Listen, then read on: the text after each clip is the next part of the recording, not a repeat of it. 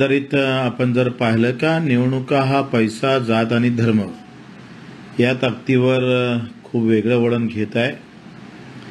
मी लोकांना मुद्दाहून आवाहन करेल का निवडणुका जोपर्यंत मुद्द्यावर आणि सामान्य माणसाच्या प्रश्नावर होत नाही आणि त्या विषयावर आम्ही जिथपर्यंत मतदान करत नाही तोपर्यंत सामान्य माणसाचं राज्य येईल असं काही वाटत नाही। या निवडणुकीमध्ये पक्ष जिंकले आणि लोक पूर्ण हारलेले आहे आणि म्हणून मला असं वाटतं एकंदरीत मी कुठल्याही पक्षावर बोलणार नाही, पण हे मात्र नक्की आहे का निवडणुका मुद्द्यावर होत नाही त्याचं दुःख आहे, त्या मुद्द्यावर झाल्या पाहिजे। पण भाऊ एकीकडे दिसत आहे की एनडीएला बहुमत मिळताना दिसत आहे आणि दुसरीकडे इंडिया आघाडी जी आहे ती सुद्धा जल्लोष करते कारण त्यांना अपेक्षित नसलेलं यश मिळालंय। आता असं म्हणणं आहे की हा जनतेनं दिलेला कौल आहे आणि त्यामुळं हा निकाल जनतेचा निकाल आहे। मला असं वाटते का जरी मतं लोक मारत असेल पण लोकांचे मतं घेण्याची जी पद्धत आहे ना त्या पद्धती खूप चुकीच्या येत आहे लोकशाहीमध्ये, त्या बदलल्या पाहिजे एवढं मला वाटतं। महाराष्ट्रात जो परफॉर्मन्स राहिलाय त्याबद्दल चालू आहे कमी जास्त। मला असं वाटतं का ना खुश आहे ना कोई काय म्हणते त्याला गम पण नाही आहे फार।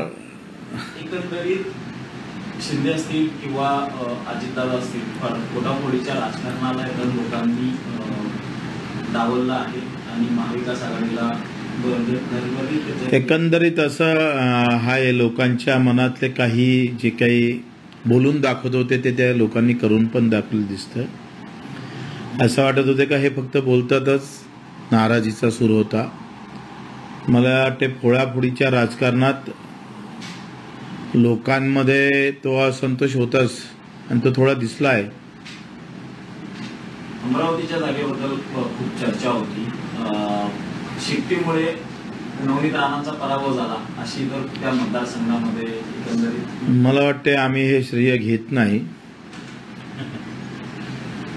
त्यांच्या एकंदरीत वागणुकीचा अरेरवीपणा जो होता, राणांचं जे काही बोलण्याची पद्धत होती, आरोप करण्याची पद्धत होती, दुसऱ्या लोकांना अर्ज भरायला जात असताना न्यायालयाने दिलेला निकाल अगदी वेळेवर जसा सोयीचा पाहिजे तसा निकाल न्यायाधीशाने दिल्यानंतर ते मोठं लोकांना भावलं। आमचं मैदान असताना त्यांनी मैदान मारलं, आम्ही तेव्हाच सांगितलं होतं का निवडणुकीचं मैदान आम्ही जिंकू। एकंदरीत या सगळ्या याच्यामुळं लोक न्यायालयात त्या हारलेल्या आहे। न्यायालयात त्या जिंकल्या आणि लोक न्यायालयात मात्र हारल्या। आखरी प्रत्येकाचं आपापली कर्तृत्व कुठं कुठं काही ना काही त्या अडचण निर्माण करतात, त्याचं हे चित्र आहे। वाटते राणा जरी चूप राहिले असते तरी नवनीत राणा कदाचित जिंकल्या असत्या। महाराष्ट्राच्या राजकारणामध्ये यावेळेला म्हणजे अचानक बरेच अनपेक्षित